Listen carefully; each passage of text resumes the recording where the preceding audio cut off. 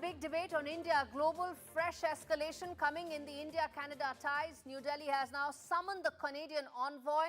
Earlier in the day, India issued a sharp rebuttal to Canada, rejecting the allegations of its High Commissioner being a person of interest in a murder investigation, describing them as preposterous.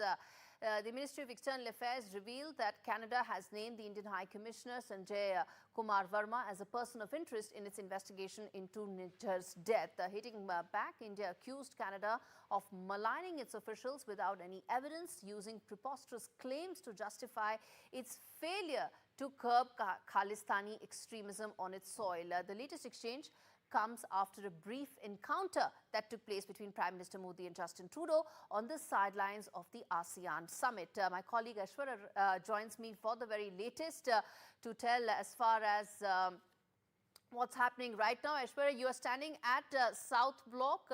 The Canadian envoy has been summoned in the wake of escalating tensions between India and Canada. Well, certainly what we are learning is that in a short while from now, it would be the charge. Yes, go ahead, Aishwarya.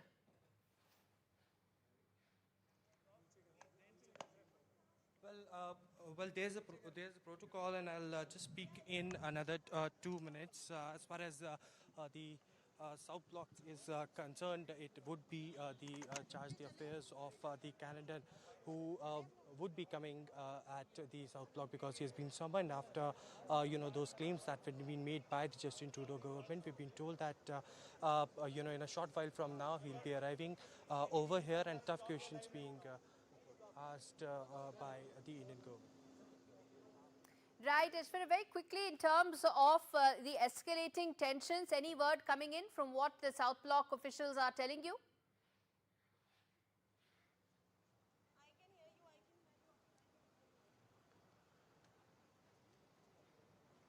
you. Well, we are still waiting for the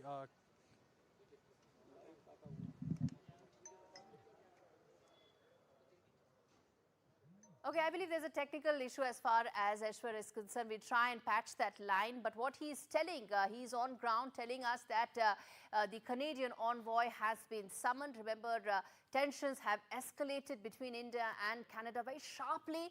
India has repeatedly highlighted its concerns over the pro-Khalistan movement in Canada, demanding that Canada take firm and verifiable action against those advocating violence and extremism. Now, let's also get in Bhaswati Mukherjee.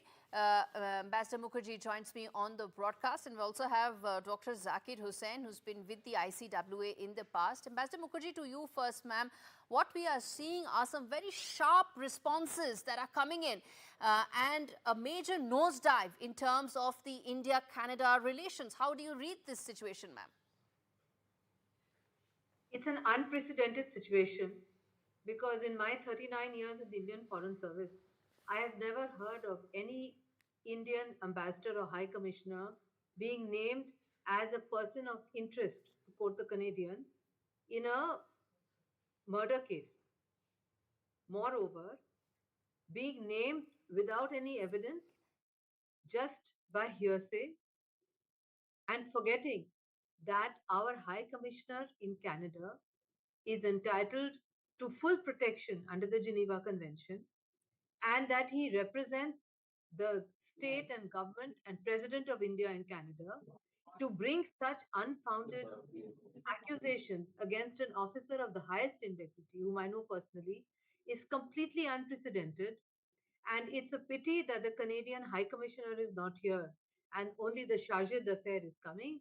There's a big difference between a charge d'affaires, who's usually a middle level officer, and the Canadian High Commissioner, who may have deliberately gone out of Delhi to avoid being summoned. I wouldn't put that beyond him.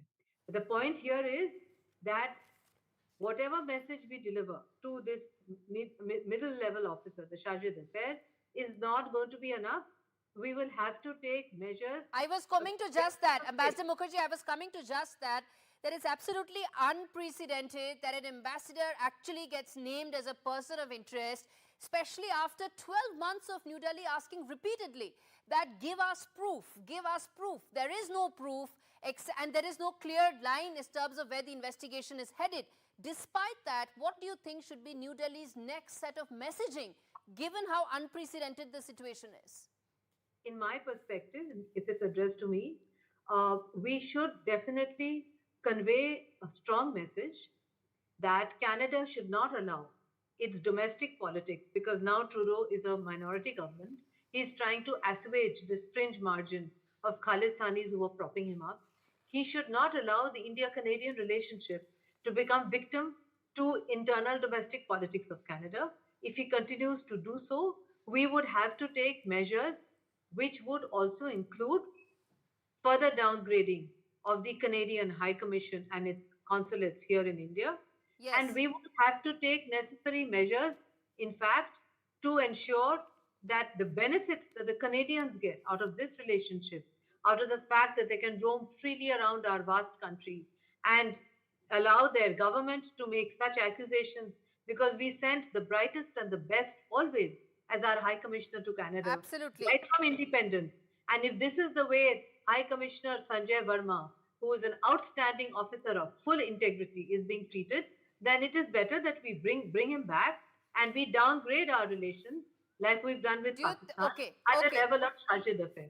That's what I think. Dr. Hussain, do you agree with what Ambassador Mukherjee is saying, that at the end of the day, you have Justin Trudeau's domestic calculations casting a huge shadow over bilateral relations, such an important relationship being hijacked because Justin Trudeau needs to win an election, he needs to stay in government, he also needs to figure out whether his budget will actually pass in February or not. Ahead of that, he's forsaking an entire sovereign relationship.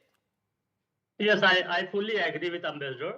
And India should widely propagate and create an awareness message in Canada that Trudeau government is trying to hijack the agenda and get some political mileage out of this. Because why he is taking off and on this issue?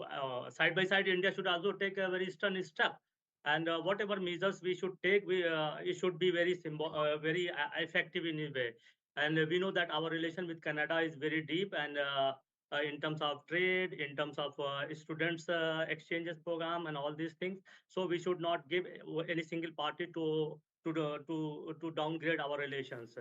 I fully agree with Ambassador's statement. Ambassador Mukherjee, then as far as the relationship is concerned, it's really nosedived with these false allegations and wild accusations.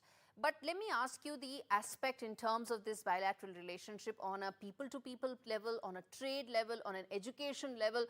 All that is the other aspect of this relationship. One is how New Delhi responds diplomatically, the way it should. And second is the aspect about the people-to-people connect that are very deep with Canada. That is precisely what I'm saying. That I remember clearly when our relationship was excellent. We were the two largest countries in the Commonwealth. We had huge bilateral cooperation. We have a very vibrant diaspora, 90% of whom do not at all agree with this fringe element. We have so many friends and relatives settled in Canada and who have informed many of us, including, for instance, my own sister lives in Vancouver, that they don't at all support such activities which are going on or such accusations. And they know that it's going to lead to a downgrading. Already, it is very difficult for Canadians to get quickly the e-visa to visit their friends and relatives. Absolutely. Ma'am, I'm running out of time, but there's one question I feel that I must ask, which is around the Vienna Convention. The fact that there are death threats that are being issued to the Indian diplomatic community, the fact that there are such wild accusations being made against our ambassador, what about the Vienna Convention ratified by all nations? You're absolutely right. The Vienna Convention is being violated. We are very unsure whether our diplomats are safe and secure. And under such circumstances, can you imagine that if we downgrade, would any outstanding officer from the Indian Foreign Service volunteer to go to Canada? I doubt it. Earlier, it used to be a prized posting. Now I'm informed that it is more unpopular among our foreign service cadres than going to Islamabad. If Islamabad is more popular than going to Canada as a posting. That speaks Can you imagine volumes. how the ties have fallen? And there also how dangerous it may ironic? be for an Indian diplomat in Canada. I'm completely out of time, but Ambassador Mukherjee, Dr. Hussain, thank you so much for speaking to me on India Global. This is a story that we're going to keep coming back to simply because what Canada has done, this isn't the last of it. We're going to hear a lot more, and India Global will keep debating that.